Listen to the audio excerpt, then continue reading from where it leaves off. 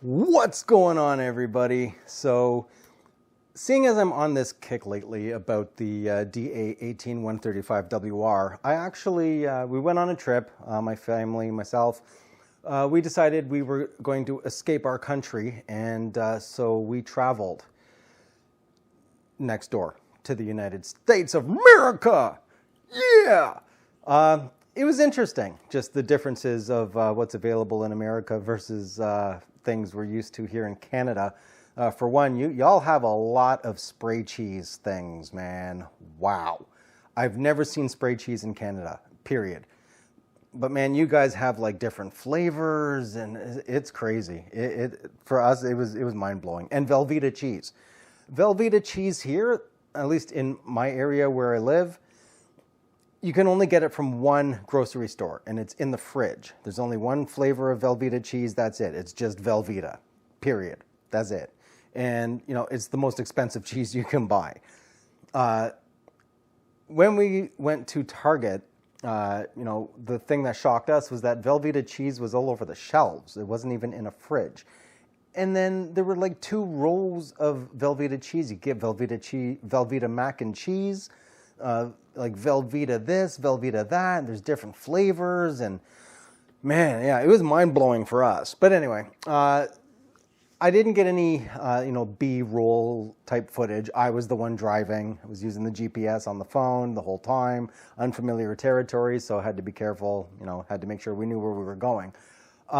With that said, I did get shots of, one, the beautiful hotel that we stayed at, and 2, we did the Naval Ship Museum tour.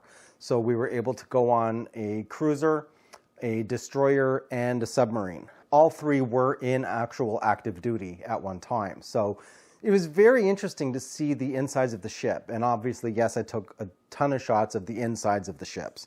But yeah, so I'm just going to go over the images that I took. And I did not use the K-3 Mark III. Again, unfamiliar territory, a lot of traveling, public spaces. I don't know. So I didn't take the K-3 Mark III. I actually used the K-3. I guess technically now it's the K-3 Mark I. So this is kind of taking it back to the old school. Kit lens that was available, the 18 to 135 WR, and the PENTAX K-3. Period.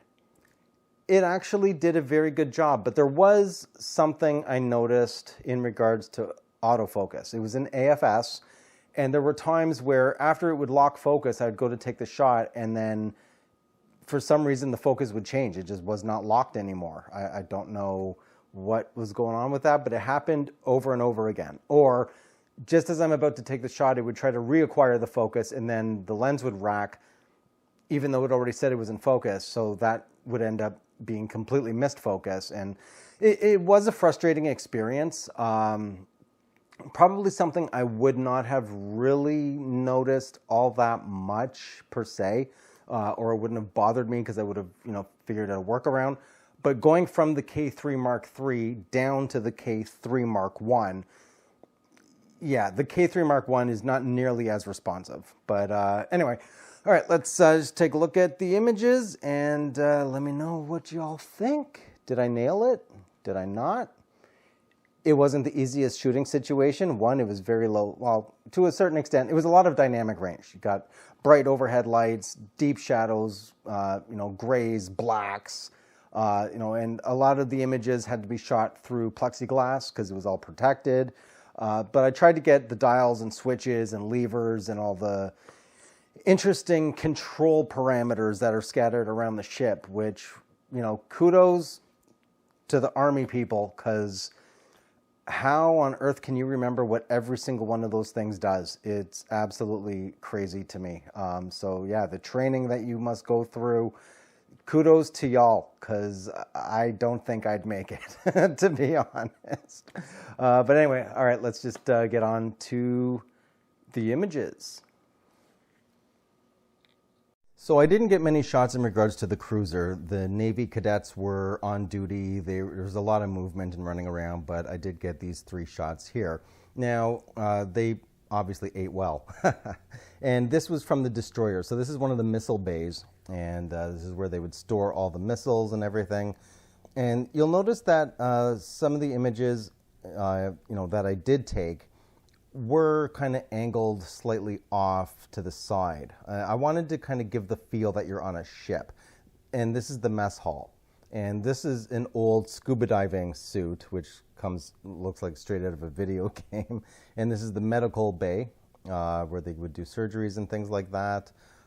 It was quite an amazing experience to see everything. And this is the dentistry area. Being inside the ship, that's when you realize how big the ships actually are. It's absolutely mind-blowing. Now, with the K-3, and this, we're heading into the submarine here. As you can see, it's extremely tight quarters all the way across. How they're able to run around in cases of emergency is mind-boggling to me, because I could barely fit through anything. But in regards to the shooting experience with the K-3, now I was using TAV, and the ISO was floating up to about 20,000 ISO. So there is grain, there is loss of detail, but overall, it did still hold enough dynamic range to really give you a very good idea as to the shooting situation and the lighting and everything. I was actually very, very impressed, because the K-3 Mark I is not known for its dynamic range or high ISO shooting capability or anything like that. So it was actually quite remarkable that I was able to extract what I could. And yeah, so if you do have the K-3 Mark I, it is still an absolutely viable camera to use in a plethora of situations, and it can do low light. Maybe not as well as the more modern cameras. However, it can still hold its own as long as you take your time with your post-processing. So what do you guys think of the images? Good? Did I nail it? Did I not? Let me know in the comments below, and you will see me in my next video. I'm out.